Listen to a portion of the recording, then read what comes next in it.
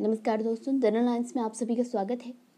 ये भारतीय इतिहास का घटना चक्र का हल प्रश्न पत्र है। तो प्राचीन भारतीय इतिहास में जो दक्षिण भारतीय इतिहास था प्राचीन भारत का, तो उसमें हम लोगों ने डिस्क्रिप्शन को कंप्लीट कर लिया था। अब क्वेश्चन आंसर से स्टार्ट करेंगे। तो देखेंगे एमसीक्यूज में प्रश्न कोश में।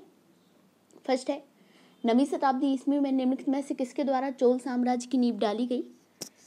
तो किसके द्वारा डाली गई? विजयालय के द्वारा डाली गई थी। ठीक है, चोल साम्राज्य की नींव, चोल साम्राज्य की स्थापना विजयालय ने की, जो आरंभ में पल्लवों का एक सामंती सरदार था। उसने 850 में तंजौर को अपने अधिकार में कर लिया। इस समय पल्लवों एवं पांड्यों में निरंतर संघर्ष चल रहा था। पांड्यों की निर्बल स्थिति का लाभ उठाकर विजयालय ने तंजौर पर अधिकार जमा लिया और वहां उसने दुर्गा देवी का एक मंदिर बनवाया। विजयालय ने लगभग 871 ईस्वी तक राज किया। ठीक है, नेक्स्ट है, निम्नलिखित में से किस मंदिर परिसर में एक भारी भरकम नंदी की मूर्ति है जिसे भारत की विशालतम नंदी मूर्ति माना जाता है? तो ये बृहदेश्वर मंदिर में स्थित है। ठीक है, बृहदेश्वर मंदिर में स्थित है किसकी? विशाल नंदी मूर्ति। तो आंसर ए हो जाएगा। चोल स्थापत्य के उत्कृष्ट नमूने तंजौर के शैव मंदिर, जो राजराजेश्वर या बृहदेश्वर नाम से प्रसिद्ध है, का निर्माण राजराज प्रथम के काल में हुआ था। भारत के मंदिरों में सबसे बड़ा और लंबा यह मंदिर द्रविड़ शैली का सर्वोत्तम नमूना माना जा सकता है। इसका विशाल प्रांगण 500 से 250 स्क्वायर के आकार का है। मंदिर के प्रवेश द्वार पर दोनों ओर 2 द्वारपालों की मूर्तियां बनी हुई हैं। इस मंदिर के बहिर्भाग में नंदी की एकाश्म विशाल मूर्ति बनी है, जिसे भारत की विशालतम नंदी मूर्ति माना जाता है। नेक्स्ट है, तंजौर का बृहदेश्वर मंदिर निर्मित हुआ था शासनकाल में चोल सम्राट, तो किसके? राजराज प्रथम के शासनकाल में हुआ था। ठीक है, तंजौर का बृहदेश्वर मंदिर। नेक्स्ट है, चोलों का राज्य किस क्षेत्र में फैला था? तो विजयनगर क्षेत्र में नहीं, ये कोरोमंडल तट और दक्कन के कुछ भाग में फैला हुआ था। ठीक है, कृष्णा और तुंगभद्रा नदियों से लेकर कुमारी अंतरीप तक का विस्तृत भूभाग प्राचीन काल में तमिल प्रदेश का निर्माण करता था। इसमें कोरोमंडल तट और दक्कन के कुछ भाग यथा उरैयूर, कावेरीपट्टनम, तंजावुर आदि चोलों के अधिकार में थे। चोलों की राजधानी थी, तो क्या थी? तंजौर थी चोलों की राजधानी। ठीक है, प्रश्नगत विकल्पों में चोलों की राजधानी तंजौर थी। इसके अतिरिक्त गंगई कोंड चोलपुरम भी चोलों की राजधानी बनी थी। संगम काल में चोलों की राजधानी उरैयूर थी। निम्नलिखित में से कौन चोल प्रशासन की विशेषता थी? तो ग्राम प्रशासन की स्वायत्तता जो है वो चोल प्रशासन की विशेषता थी। ठीक है, चोल शासन की सबसे उल्लेखनीय विशेषता वह असाधारण शक्ति और क्षमता है जो स्वायत्त शासी ग्रामीण संस्थाओं के संचालन में परिलक्षित होती है। वस्तुतः इस काल में स्वायत्त शासन पूर्णतया ग्रामों में ही क्रियान्वित किया गया। चोल काल किसके लिए प्रसिद्ध था? तो ग्राम पंचायत के लिए प्रसिद्ध था। ए हो जाएगा इसका आंसर। ठीक है, नेक्स्ट है, चोल युग प्रसिद्ध था निम्न के लिए, तो ग्रामीण सभाओं के लिए प्रसिद्ध था। किस दक्षिण भारतीय राज्य में उत्तम ग्राम प्रशासन था? तो किस में था? चोल राज्यों में था उत्तम ग्राम प्रशासन। ठीक है, कुशल ग्रामीण प्रशासन के लिए प्रसिद्ध राजवंश था, तो कौन सा रहा? चोल था। ठीक है, कुशल ग्रामीण प्रशासन के लिए प्रसिद्ध था चोल। ठीक है, कौन सा मध्यकालीन भारतीय साम्राज्य व्यापक स्तर पर स्थानीय स्वशासन के लिए प्रसिद्ध था? तो चोल साम्राज्य था स्थानीय स्वशासन के लिए प्रसिद्ध।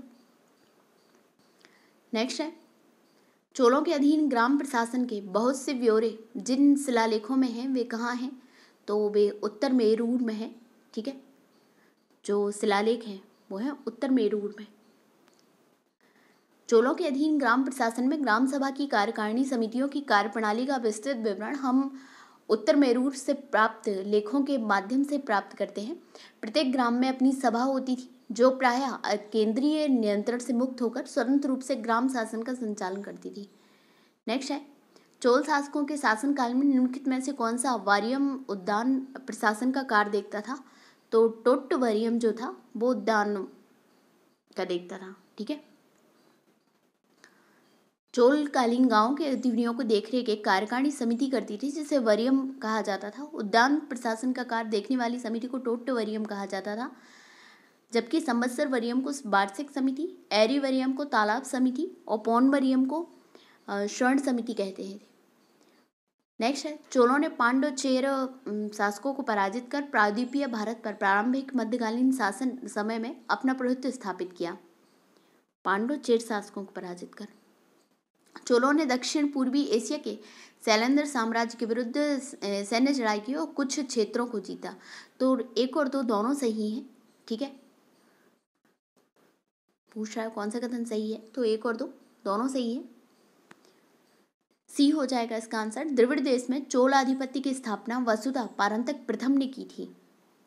उसने मदुरा के पांड्य राजा को हराकर मदुरई कोंड उपाधि धारण की थी। राजराज फर्स्ट तंजौर अभिलेख के अनुसार सिंघल के राजा महेंद्र पंचम ने पांड्य केरल के राजाओं का एक संघ बनाया, चेर, जो चोल नरेश राजराज प्रथम के विरुद्ध था। इस संघ का वेधन करने के लिए राजराज प्रथम ने सबसे पहले चेर राज्य पर आक्रमण किया और कंड लूर के मैदान में परास्त किया। राजराज फर्स्ट एवं उसके पुत्र राजेंद्र फर्स्ट ने दक्षिण पूर्वी एशिया के शैलेंद्र साम्राज्य के विरुद्ध सैन्य चढ़ाई की तथा कुछ क्षेत्रों को जीत लिया था। दोनों कथन सही हैं। नेक्स्ट है, चोल काल में निर्मित नटराज की कांस्य प्रतिमाओं में देवाकृति प्रायः क्या थी? चतुर्भुज है, ठीक है। नटराज की क्या है? चतुर्भुज है। नेक्स्ट है, चोल कलाकारों ने दक्षिण कला में भी सफलता प्राप्त की है। उन्होंने पत्थर तथा धातु की बहुसंख्यक मूर्तियों का निर्माण किया। पाषाण मूर्तियों में भी अधिक धातु मूर्तियों का निर्माण किया। सर्वाधिक सुंदर मूर्तियां नटराज शिव की हैं, जो बड़ी संख्या में मिली हैं। इन्हें विश्व की श्रेष्ठतम प्रतिमा रचनाओं में शामिल किया गया है। ये मूर्तियां प्राय चतुर्भुज हैं। निम्नलिखित में से किसको दक्षिण भारत के विशेषकर चोल युग के स्थापत्यों की विश्व में श्रेष्ठतम प्रतिमा रचना माना जाता है? तो नटराज को माना जाता है श्रेष्ठतम रचना, ठीक है। तो बी हो जाएगा इसका आंसर। नेक्स्ट है 17 नंबर क्वेश्चन, चोल शासकों के समय में बनी हुई प्रतिमाओं में सबसे अधिक विख्यात हुई तो नटराज शिव की कांस्य की प्रतिमा जो है वो सबसे ज़्यादा फेमस हुई है, ठीक है। नेक्स्ट है, नटराज की प्रसिद्ध कांस्य मूर्ति किस कला का उदाहरण है? तो ये चोल कला का उदाहरण है। शिव की दक्षिणाव्रत जो प्रतिमा है उसे किस रूप में प्रदर्शित करती है? ये शिक्षक के रूप में प्रदर्शित करती है इन्हें, ठीक है। शिव की दक्षिणामूर्ति जो प्रतिमा है उन्हें गुरु या शिक्षक के रूप में प्रदर्शित करती है। इस रूप में शिव अपने भक्तों को सभी प्रकार का ज्ञान प्रदान करते हुए माने गए हैं। इस रूप में शिव की दक्षिण दिशा में मुख किए हुए प्रतिमा स्थापित की गई है। नेक्स्ट है, 72 व्यापारी चीन में किसके कार्यकाल में भेजे गए थे? तो एक कोलुतुंग फर्स्ट के काल में भेजे गए थे, ठीक है। चोल शासक कोलुतुंग फर्स्ट के शासनकाल में 1077 ईस्वी में 72 सौदागरों का एक चोल दूत मंडल चीन भेजा गया था। निम्न में से नेक्स्ट क्वेश्चन, निम्न में से दक्षिण भारत का कौन सा राजवंश अपनी नौसैनिक शक्ति के लिए प्रसिद्ध था? तो कौन सा प्रसिद्ध था? तो चोल वंश था नौसैनिक के लिए। नौसेना, बाकी घोड़े, पैदल और हाथी वाले भी उनके पास सेना थी। राजराज प्रथम की मृत्यु के बाद उसका योग्यतम पुत्र राजेंद्र प्रथम सम्राट बना। उसने अपने पिता की साम्राज्यवादी नीति को आगे बढ़ाया। राजेंद्र प्रथम का काल चोल शक्ति का चरमोत्कर्ष काल था। राजेंद्र प्रथम के बारे में कहा गया है कि उसने बंगाल की खाड़ी को चोल झील का स्वरूप प्रदान कर दिया था। 1017 ईस्वी में उसने संपूर्ण सिंघल द्वीप को जीत लिया और वह सिंघल राजा महेंद्र पंचम को बंदी बनाकर चोल राज्य में लाया। उसने पवित्र गंगाजल लाने के उद्देश्य से उत्तर पूर्वी भारत पर आक्रमण किया तथा पाल शासक महिपाल को पराजित किया। इस विजय के उपलक्ष्य में उसने गंगईकोंड की उपाधि धारण की तथा गंगईकोंड चोलपुरम नामक नई राजधानी की स्थापना की। नवीन राजधानी के निकट ही उसने सिंचाई के लिए चोलगंगम नामक विशाल तालाब का भी निर्माण कराया। नेक्स्ट क्वेश्चन है, गंगईकोंड चोलपुरम की स्थापना किसने की थी? तो ये राजेंद्र प्रथम ने की थी, ठीक है। और नेक्स्ट क्वेश्चन है, निम्नलिखित में से किस चोल शासक को चोलगंगम नामक बृहद कृत्रिम झील बनाने का श्रेय दिया जाता है? तो ये भी राजेंद्र थे, ठीक है।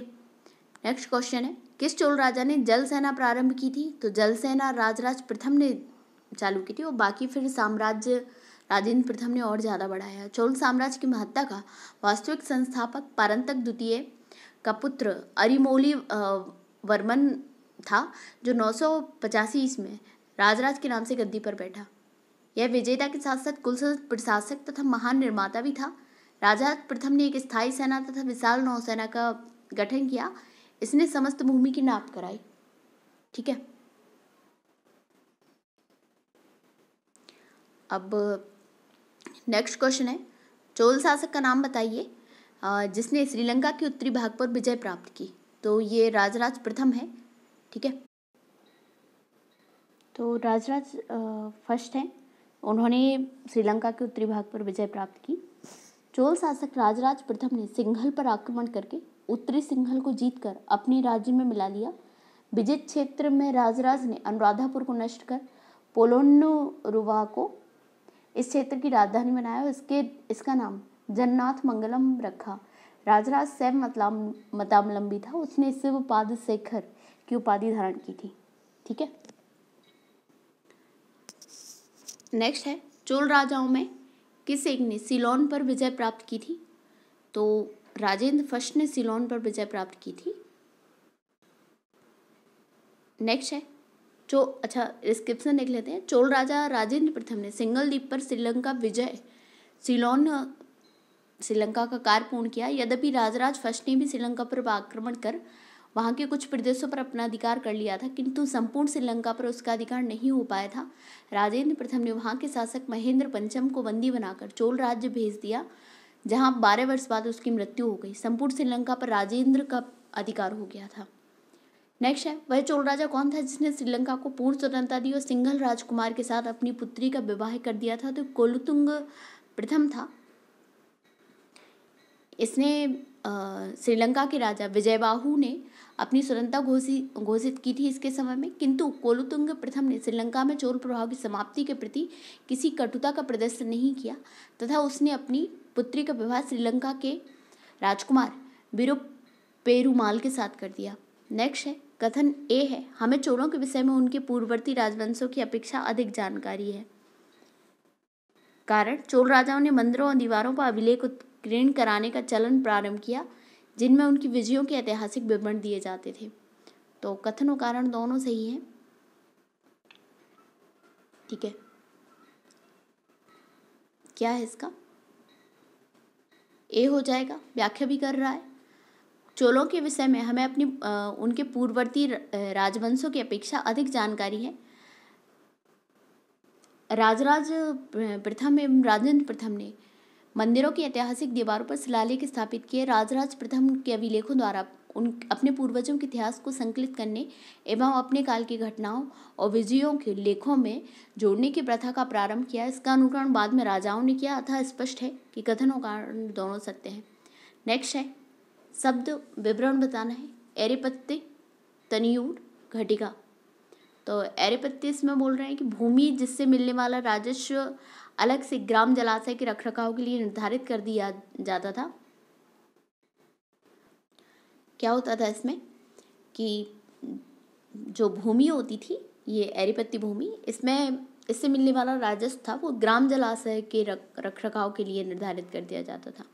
तनियूर जो था एक अकेले ब्राह्मण अथवा एक ब्राह्मण समूह को दान में दिए गए ग्राम होते थे। तो नहीं, घटिका प्राय मंदिरों के साथ संबद्ध विद्यालय थे। तो 1 और 3 सही है। ठीक है, 1 और 3 सही है। घटिका प्राय मंदिरों के साथ संबद्ध विद्यालय था। एरेपत्ती चोल प्रशासन के अंतर्गत वह भूमि होती थी जिससे मिलने वाला राजस्व अलग से ग्राम जलाशय के रखरखाव के लिए निर्धारित कर दिया जाता था। 7वीं 8वीं सदी में दक्षिण भारत में घटिका प्राय मंदिरों के साथ संबद्ध विद्यालय थे। चोलकालीन स्थानीय प्रशासन में बड़े नगरों में अलग कुर्रम गठित किए जाते थे, जिन्हें तनियूर या तकुर्रम कहा जाता था। नेक्स्ट, निम्न में से कौन सी संस्था विदेशी व्यापार से संबंधित थी। तो विदेशी व्यापार से कौन सी संबंधित थी? नानादेशी और मणिग्राम, ये दोनों ही विदेशी व्यापार से संबंधित थी, नानादेशी और मणिग्राम। श्रेणी एक ही प्रकार के व्यवसाय करने वाले लोगों की समिति होती थी। नगरम व्यापारियों के स्थानीय संगठनों को कहा जाता था। इस प्रकार के संगठन कांची तथा मामल्लपुरम में विद्यमान थे। लेखों से हमें विभिन्न व्यापारिक संघों के विषय में जानकारी प्राप्त होती है। ये व्यापारी संघ है मणिग्रामम, नानादेशिश, वलेंग, वलंजियर, इदंगई आदि। मणिग्रामम नाना देशेश, दूसरे देशों के साथ भी व्यापार करते थे। नेक्स्ट है, प्राचीन भारत का निम्नलिखित में से कौन सा महत्वपूर्ण व्यापार केंद्र उस व्यापार मार्ग पर था जो कल्याण को वेंगी से जोड़ता था। तो ये तगर था जो कल्याण को वेंगी से जोड़ता था, ठीक है। और व्यापार केंद्र था, महत्वपूर्ण व्यापारिक केंद्र था। चालुक्य वंश का सबसे महान शासक कौन था? तो पुलकेशिन द्वितीय था, सबसे महान शासक था। पुलकेशिन द्वितीय चालुक्य वंश के शासकों में सर्वाधिक योग्य एवं शक्तिशाली था। उसने 610 से 642 तक शासन किया। उसकी उपलब्धियों का विवरण हमें ऐहोल अभिलेख से प्राप्त होता है। और साथ ही क्या हुआ, हट से इसका युद्ध भी हुआ था नर्मदा नदी के किनारे। निम्नलिखित में से किस वंश द्वारा प्रायः महिलाओं को प्रशासन में उच्च पद प्रदान किए जाते थे? तो ये चालुक्य वंश में किए जाते थे। विजयादित्य प्रथम के भाई चंद्रादित्य की रानी विजय भट्टारिका ने अपने नाम से 2 ताम्रपत्र लिखवाए थे। वह एक अच्छी कवयित्री भी थी। विजयादित्य ने अपनी छोटी बहन कुमकुम देवी के कहने पर एक विद्वान ब्राह्मण को एक गांव दान में दिया था। कीर्तिवर्मन द्वितीय की महारानी महादेवी ने उसके साथ रक्तपुर के स्कंदावार में उपस्थित रहने का उल्लेख मिलता है। इस वंश की विजय भट्टारिका ने कुशलतापूर्वक शासन संचालित किया था, ठीक है। नेक्स्ट है, चालुक्यों की राजधानी कहाँ थी? तो वातापी थी चालुक्यों की राजधानी। बीजापुर कर्नाटक जिले के वातापी नगर प्राचीन नगर का आधुनिक नाम वादामी है। 6वीं-7वीं शताब्दी ईस्वी में यह चालुक्यों की राजधानी थी। वातापी के चालुक्य राजवंश का वास्तविक संस्थापक पुलकेशिन प्रथम था। कवि कालिदास के नाम का उल्लेख किसमें हुआ है? तो ऐहोल के उत्कीर्ण लेख में हुआ है। ऐहोल प्रशस्ति वादामी के शासक पुलकेशिन द्वितीय के इतिहास को जानने का एक सशक्त माध्यम है। इस लेख की भाषा संस्कृत तथा लिपि दक्षिण ब्राह्मी है। इस लेख की रचना रविकीर्ति ने की थी। प्रशस्ति के अंत में लेखक ने यह दावा किया है कि उसने इसे लिखकर कालिदास और भारवी के समान यश प्राप्त किया है। अतः इस अभिलेख में कालिदास के नाम का उल्लेख हुआ है, ठीक है, रविकीर्ति का। नेक्स्ट है, संस्कृत के कवि और नाटककार कालिदास का उल्लेख हुआ है। तो किसमें हुआ है? पुलकेशिन द्वितीय के ऐहोल अभिलेख में हुआ है, ठीक है। नेक्स्ट है, किस शासक ने सिंघल द्वीप के विरुद्ध 642 ईस्वी में 2 समुद्री अभियान भेजे थे? तो नरसिंह वर्मन फर्स्ट ने भेजे थे। ये पल्लव वंशीय शासक था। 642 ईस्वी से चालुक्यों के विरुद्ध युद्ध में नरसिंह वर्मन को श्रीलंका के एक राजकुमार मानवर्मा से सहायता मिली थी। अतः उसने मानवर्मा को पुनः सिंघल की गद्दी दिलाने के लिए शक्तिशाली नौसेना को 2 बार उसकी सहायता हेतु सिंघल द्वीप भेजा। नेक्स्ट है, प्राचीन संस्कृत साहित्यों में प्राप्य यवन प्रिय शब्द धोतक था। तो किसका धोतक था? काली मिर्च का, ठीक है, यवन प्रिय बोलते थे। भारतीय काली मिर्च यूनानियों एवं रोमवासियों की बहुत प्रिय थी, इसलिए प्राचीन संस्कृत ग्रंथों में इसे यवन प्रिय कहा गया है। इसकी यूनान और रोम में बहुत अधिक मांग थी। तोलक्काप्पियम ग्रंथ संबंधित है तो किससे? व्याकरण और काव्य से है। और लिखा किसने था? तोलक्काप्पियर की वो है। तोलक्काप्पियम के प्रणयकर्ता तोलक्काप्पियर ऋषि अगस्त के 12 योग्य शिष्यों में से एक थे। यह एक तमिल व्याकरण ग्रंथ है। इसकी रचना सूत्र शैली में की गई है। संगम साहित्य में तोलक्काप्पियम एक ग्रंथ है। तो क्या है? व्याकरण का है, तमिल व्याकरण का ग्रंथ है, ठीक है। नेक्स्ट है, शिल्पाधिकारण का लेखक था तो कौन था? इलंगो था। और इसमें किसकी कथा है? इसमें शिल्पाधिकारम का लेखक इलंगो आडिगल था। यह संगम साहित्य का महत्वपूर्ण महाकाव्य। इसका लेखक चोल नरेश करिकाल का पौत्र था। और इसमें कहानी है कन्नगी की, ठीक है। सूची 1 और सूची 2 दी गई है। तिरुक्कुलर, तोलक्काप्पियम, तो तोलक्काप्पियम तो व्याकरण है, ठीक है। और इसके बाद शिल्पाधिकारम, तो ये एक प्रेम कथा थी। मणिक मेकलई, तो ये वणिक कथा है। और दर्शन, तो दर्शन तिरुक्कुलर हो जाएगा, ठीक है। देख लेते हैं क्या है, डी होगा आंसर। क्या इसमें तिरुक्कुरल जो है वो दर्शन है, बिल्कुल तिरुक्कुरल दर्शन है। तोलक्काप्पियम व्याकरण है, ठीक है। और शिल्पाधिकारम प्रेम कथा है। और मणिमेखलई वणिक कथा है। ये शिल्पाधिकारम और मणिमेखलई श्रृंखलाएं हैं, एक के बाद एक वाली, ठीक है। शैव संतों की नेक्स्ट है, शैव संतों के लेखन के संग्रह को 5वां वेद भी समझा जाता है। उपरोक्त संग्रह का क्या नाम है? तो ये तिरुमुराय है। ठीक है। तिरुमुराय कहते हैं शैव संतों के लेखन के संग्रह तिरुमुराय को पांचवा वेद भी समझा जाता है। तिरुमुराय तमिल भाषा में शिव की स्तुति में 6वीं से 11वीं शताब्दी तक तमिलनाडु के विभिन्न कवियों द्वारा गीतों या भजनों का 12 खंड का संकलन है। वेदों तथा शैव आगमों के साथ तिरुमुराय तमिलनाडु में शैव सिद्धांत दर्शन का आधार है। नेक्स्ट है, ईसा की प्रारंभिक शताब्दियों में भारत तथा रोम के बीच घनिष्ठ व्यापारिक संबंधों की सूचना किस पुरास्थल की खुदाइयों से प्राप्त होती है? तो अरिकमेडु से प्राप्त होती है। ठीक है, जिसमें भारत और रोम के संबंध के साक्ष्य मिलते हैं। ठीक है, अरिकमेडु पूर्वी तट पर तमिलनाडु पूर्वी तट पर पांडुचेरी से 3 किलोमीटर दक्षिण में उष्णकटिबंधीय कोरोमंडल तट पर स्थित है। पेरिप्लस में से पडुकू कहा गया है। यह यहाँ ईसा की प्रारंभिक शताब्दियों में रोमन बस्ती की अवस्थी मानी जाती है।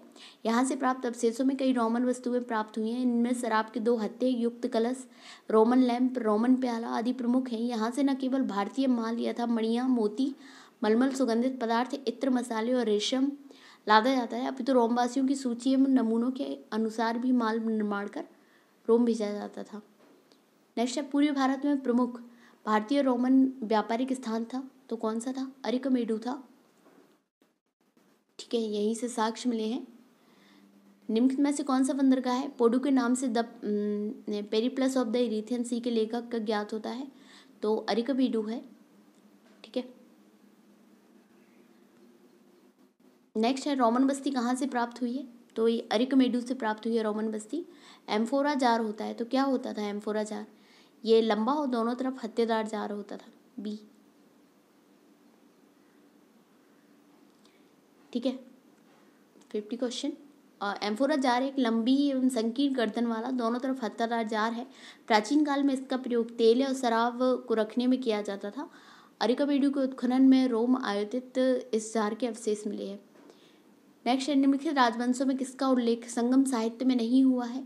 तो कदम्ब का नहीं हुआ है संगम साहित्य में। ठीक है, कदम्ब वंश का संगम साहित्य में केवल चोल, चेर, पांड्य राजाओं के उद्भव और विकास का विवरण प्राप्त होता है। इन राजाओं के विविध राजाओं के शासनकाल का स्पष्ट निर्धारण संभव न होने पर भी संगम साहित्य में कृष्णा नदी के दक्षिण में सुदूर प्रायद्वीप पर तक राजनीतिक गतिविधियों पर पर्याप्त प्रकाश पड़ता है। कदम्ब या अन्य किसी राजवंश का उल्लेख संगम साहित्य में नहीं है। नेक्स्ट, निम्नलिखित में से कौन एक तमिल देश के संगम युग का राजवंश नहीं था? तो पल्लव नहीं था। ठीक है,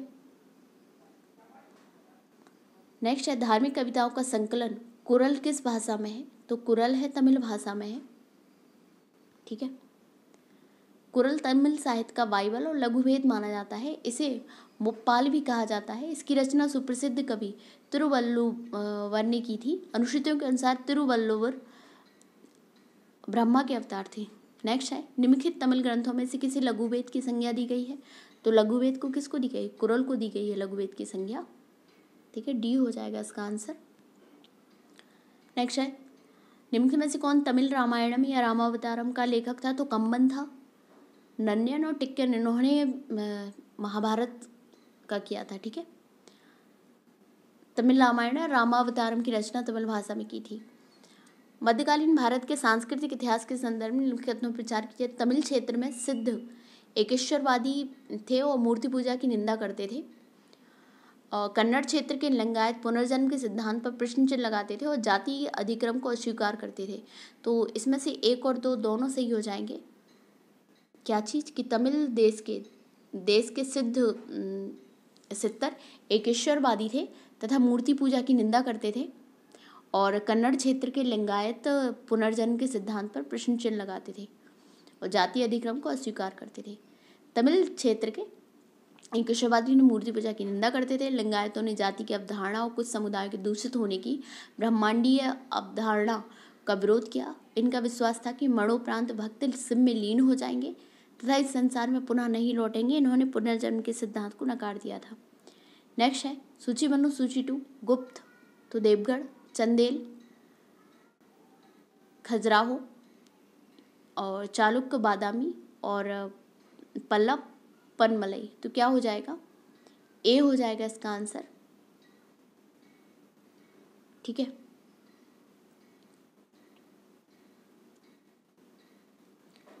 गुप्त देवगढ़, चंदेल खजुराहो, चालुक्य बादामी, पल्लव पनमलई।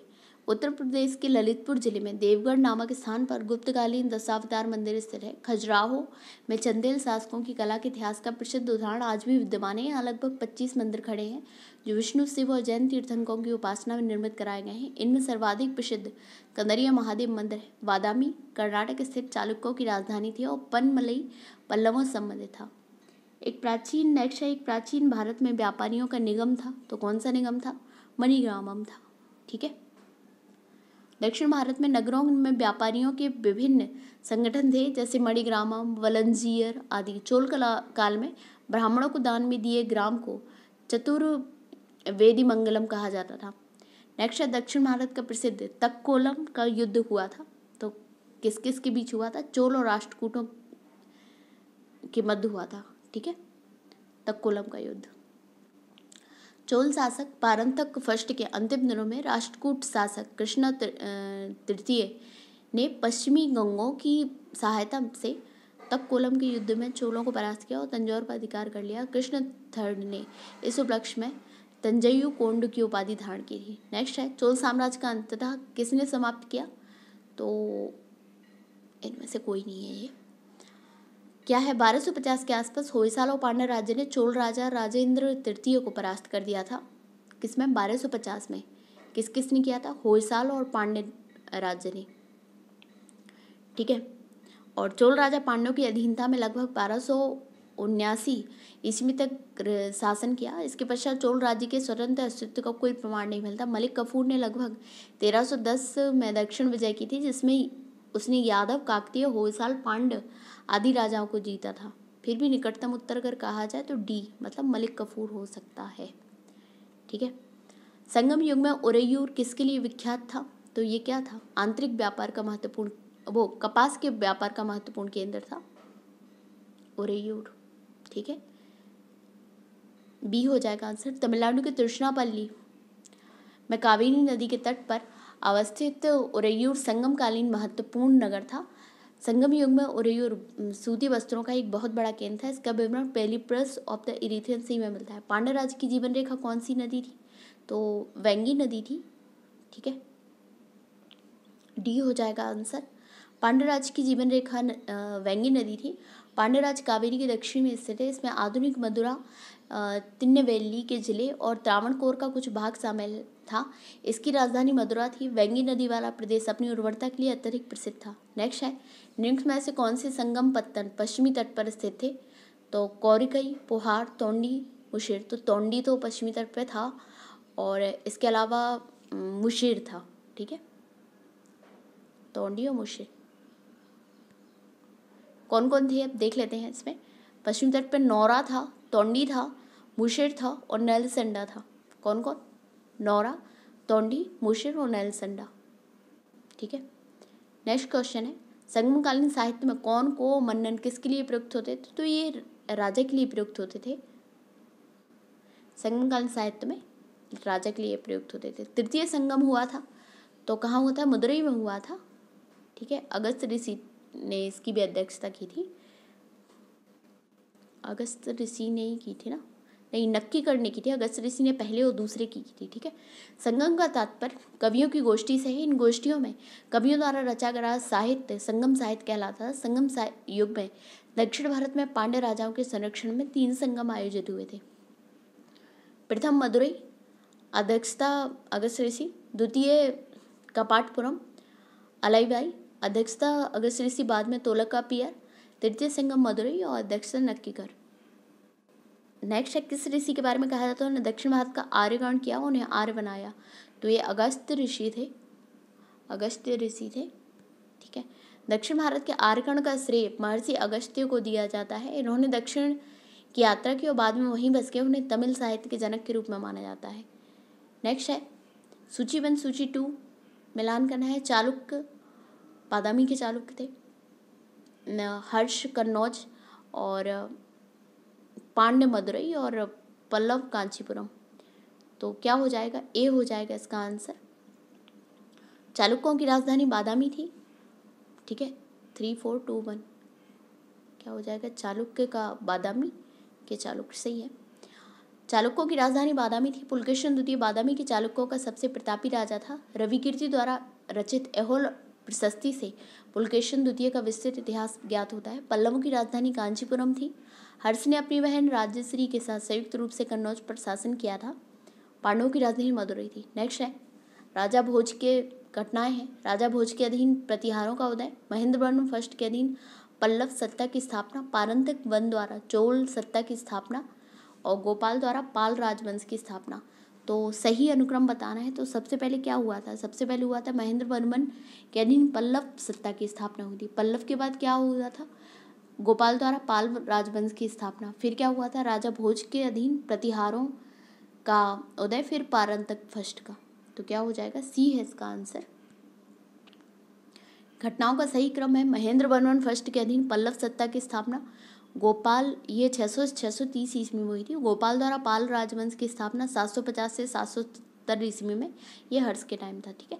राजा भोज के अधीन प्रतिहारों का उदय 836 से 885 ईस्वी और पारंतक फर्स्ट द्वारा चोल सत्ता की स्थापना 907 से 953 ईस्वी। ठीक है।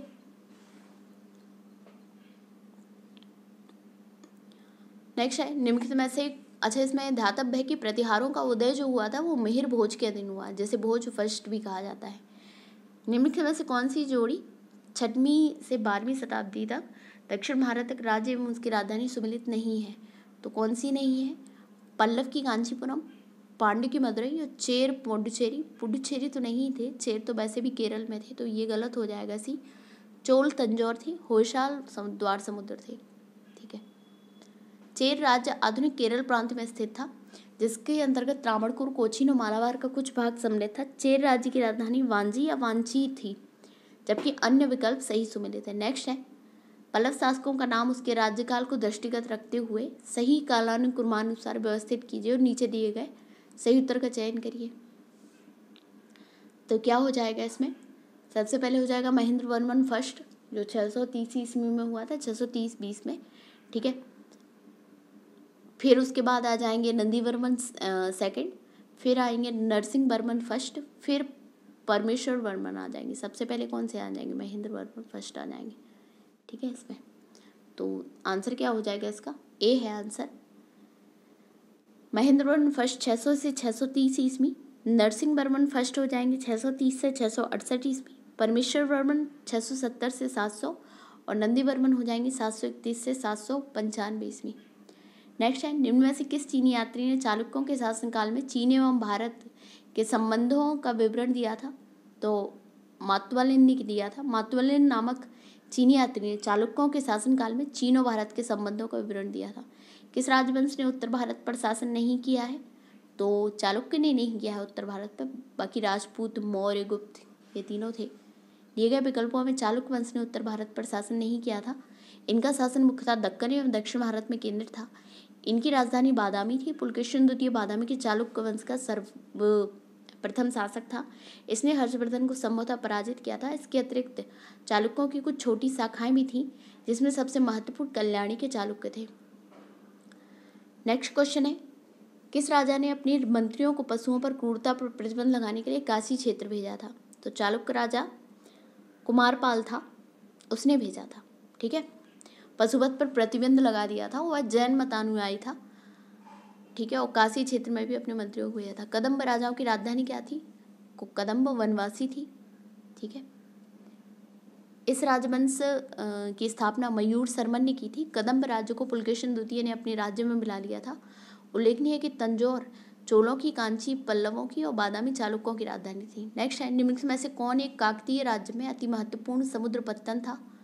काकतीय राज्य में, तो काकतीय राज्य में मोटुपल्ली था, फेमस राज्य था, महत्वपूर्ण समुद्री पत्तन था, राज्य नहीं पत्तन था।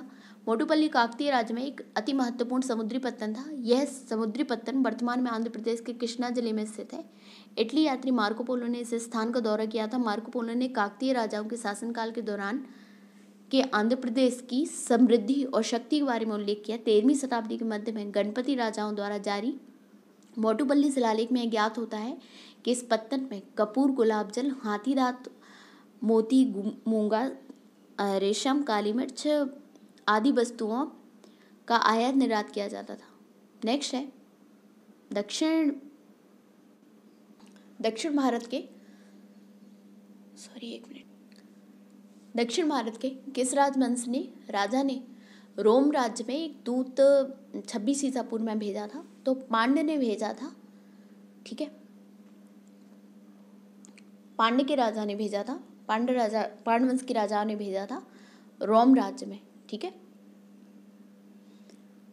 दक्षिण भारत के पांड्य वंश के राजा ने रोम राज्य में एक दूत 26 ईसा पूर्व में भेजा था। पांड्य वंश के शासकों ने भारत के दक्षिणी हिस्से पर शासन किया, जिनकी राजधानी मदुरई थी। मीनाक्षी मंदिर स्थित है तो मदुरई में स्थित है, ये आंसर हो जाएगा। मीनाक्षी मंदिर मदुरई में स्थित है। ध्यातव्य कि मदुरई पांडु की राजधानी थी। संगम काल में प्रथम एवं तृतीय संगम वहीं आयोजित किए गए थे, जिनकी अध्यक्षता क्रमशः आचार्य अगस्त्य एवं नक्कीकर ने की थी। मीनाक्षी मंदिर यहाँ अवस्थित है, कहाँ पे? मदुरई में है। मिलान करना है, सुमिलित करना है, नेक्स्ट वाला क्वेश्चन है। मीनाक्षी मंदिर मदुरई बालाजी विश्वनाथ, और वेंकटेश्वर क्या हो जाएगा? मंदिर तिरुमाल आंध्र प्रदेश हो जाएगा। महाकाल मंदिर उज्जैन हो जाएगा। और बेलूर मठ कहाँ पे है? हावड़ा में है। तो बी हो जाएगा इसका आंसर, जो करेक्ट आंसर होगा। मीनाक्षी मंदिर का निर्माण पांडवों ने अपनी राजधानी मदुरई में करवाया था। महाकाल मंदिर उज्जैन में, वेंकटेश्वर मंदिर तिरुमाल आंध्र प्रदेश में स्थित है। बेलूर मठ में रामकृष्ण मिशन की स्थापना 1897 ईस्वी में कोलकाता में स्वामी विवेकानंद द्वारा की गई थी। ठीक है, नेक्स्ट है, दक्षिण भारत में मंदिरों के आकर्षक द्वार क्या कहलाते थे? तो गोपुरम कहलाते थे ये। ठीक है, दक्षिण के मंदिरों के आकर्षक द्वार को गोपुरम कहते हैं। चोलों के राज्यकाल में द्रविड़ शैली पनपती रही। पांड्यकाल में मंदिर छोटे होते थे, किंतु उनके प्रांगण के चारों ओर उनके प्राचीर बनाए गए थे। उनके प्रवेश द्वार, जिन्हें गोपुरम कहा जाता था, भव्य विशाल एवं प्रचुर मात्रा में शिल्पकारिता से अलंकृत होते थे। चोलकालीन वास्तुकला की विशेषता मंदिर नहीं अपितु क्या थी? गोपुरम थी। तो ये प्राचीन दक्षिण भारतीय इतिहास कंप्लीट हो चुका है। अब संपूर्ण प्राचीन भारतीय इतिहास है, तो उसका साहित्य एवं साहित्यकार ये हम लोग नेक्स्ट वीडियो में कंप्लीट करेंगे। आपको हमारा वीडियो अच्छा लगा है तो उसे लाइक करिए, हमारे चैनल को शेयर करिए, सब्सक्राइब करिए। धन्यवाद।